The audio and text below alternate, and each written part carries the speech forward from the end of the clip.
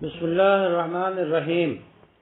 محمد صلی اللہ علیہ وسلم کی شخصیت یورپین دانشوروں کی نظر میں دنیا کے بڑے دانشوروں نے ہر دور میں محمد صلی اللہ علیہ وسلم کی عظیم ترین شخصیت کا اعتراف کیا ہے، اور آپ صلی اللہ علیہ وسلم کی خوبیوں اور کمالات نے ورطۂ حیرت میں ڈال دیا۔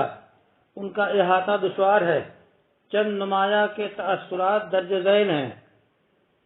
نمبر 1، مہاتما گاندھی۔ وہ کہتے ہیں، میں ایک ایسے شخص کی زندگی کا بہترین حال جاننا چاہتا تھا جو آج کروڑوں بنی نوع انسان کے دلوں پر ایک غیر متنازع تسلط رکھتا ہے۔ مجھے پہلے سے زیادہ یقین ہو گیا کہ وہ تلوار نہیں تھی جس نے ان دنوں اسلام کے لیے جگہ حاصل کی، بلکہ یہ تھی سخت سادگی، نبی کی عاجزی، عہد و پیمان کا خیال، اپنے دوستوں اور پیروکاروں سے ان کی شدید عقیدت، ان کی نڈری، ان کی بے خوفی، خدا پر اور اپنے مشن پر کامل بھروسہ۔ یہ چیزیں تھی نہ کہ تلوار۔ ان کے آگے سب کچھ لے گئی اور ہر رکاوٹ کو عبور کیا۔ جب میں نے سیرت نبوی کی دوسری جلد بند کی تو مجھے افسوس ہوا کہ اس عظیم زندگی کا مطالعہ کرنے کے لیے میرے پاس اس سے زیادہ کچھ نہیں تھا۔ دوسری شخصیت راما کرشنا راؤ۔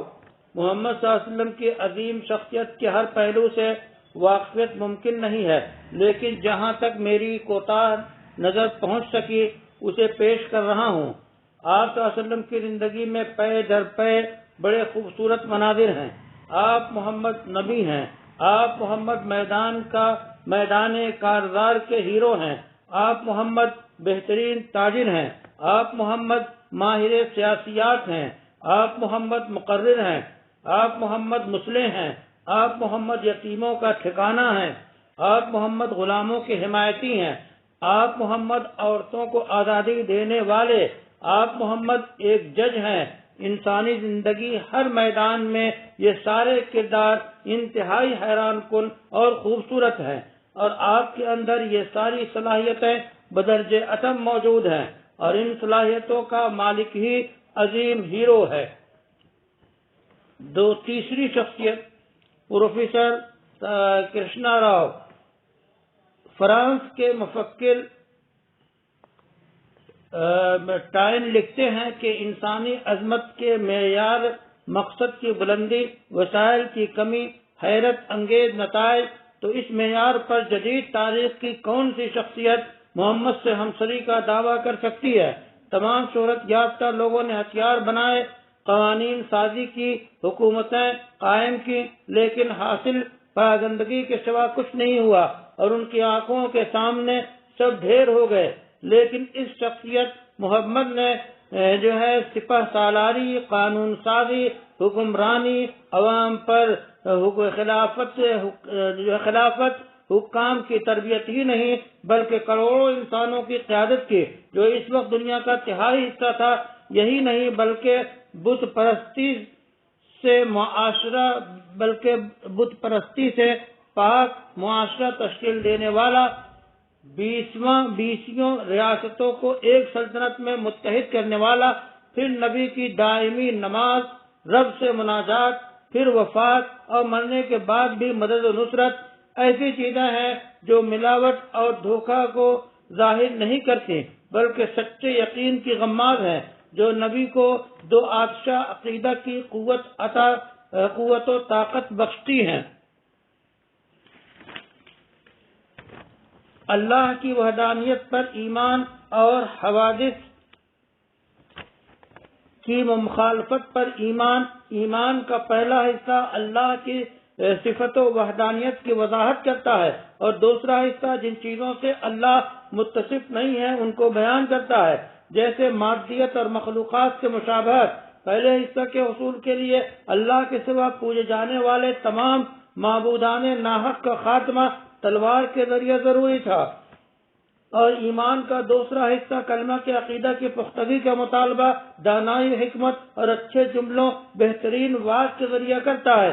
یہ ہے محمد صلی اللہ علیہ وسلم، فلسفی، مقرر، نبی، قانون ساز، سپہ سالار، خواہشات پر غلبہ پانے والے، سچی عبادت، بت پرستی سے دور کی دعوت دینے والے، فکر مذاہب کے بانی، روئے زمین پر 20 ریاست قائم کرنے والے اور ایک عظیم روحانی ریاست ساز۔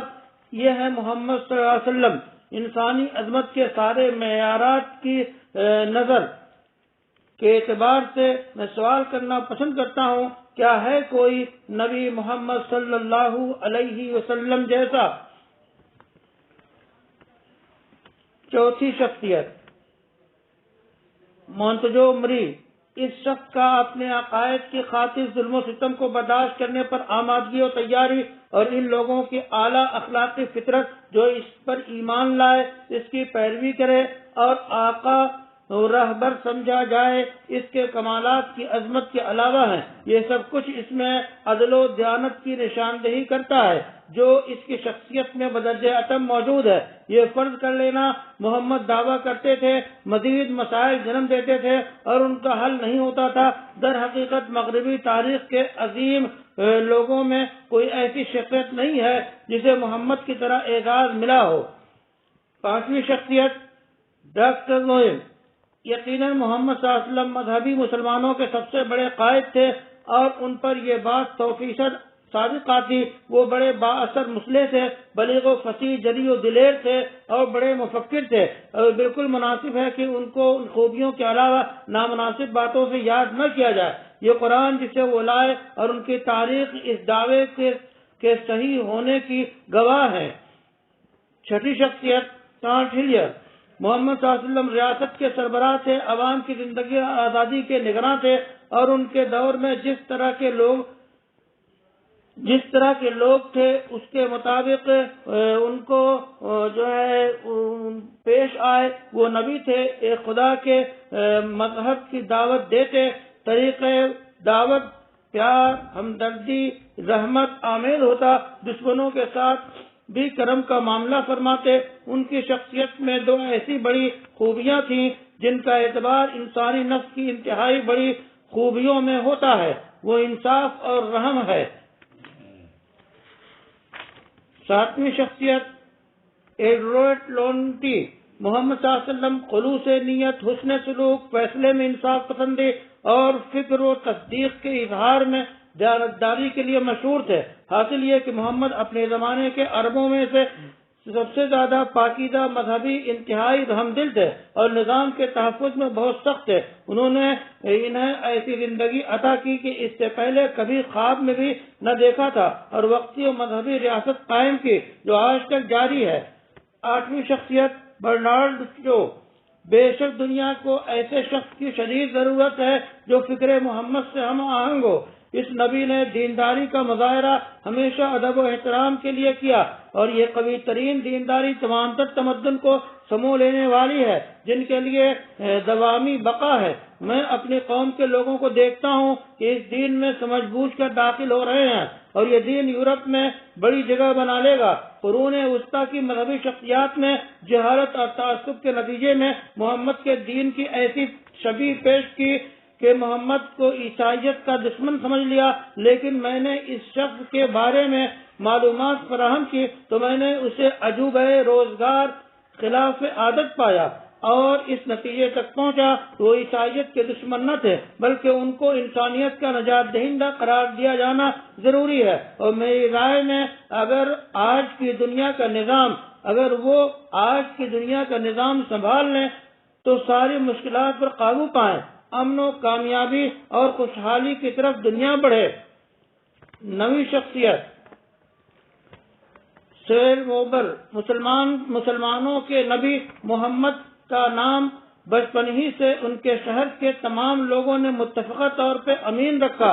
ان کے اعلیٰ اخلاق، حسن سلوک کا کرشمہ تھا۔ معاملہ جو بھی ہو، محمد اس قدر بلند کہ ان کی تعریف بھی نہیں کی جا سکتی۔ جو ان سے ناواقف ہے وہی ان کو نہیں جانتا، اور جس نے ان کی تاریخ کو گہری نظر سے پڑھا وہ باخبر ہے، اور محمد کی تاریخ رسولوں اور عالمی مفکرین کی تاریخ میں سر فہرست ہے۔ 10ویں شخصیت مسٹر سٹن آسوجی۔ محمد صلی اللہ علیہ وسلم جس قابل ستائش امتیازات اور معیاری صفات کے حامل ہیں، اگر ہم ان کا انکار کریں تو ہم انصاف نہیں کریں گے۔ محمد نے صحیح زندگی کا معرکہ جہالت اور بربریت کے سامنے گرم کیا، عقیدے کی بنیاد پر اصولوں کی اساس پر جنگ کرتے رہے اور سرکشوں کا مقابلہ کرتے رہے، یہاں تک کہ چکی گھوم گئی، مدد آ گئی اور ان کا قانون سر چڑھ کر بولنے لگا، اور وہ تاریخ کے عظیم لوگوں کے تاج بن گئے۔ وصلی اللہ علی النبی الکریم وعلی آلہ وعطرته وصحبه ومن تبعهم بإحسان إلى يوم الدين۔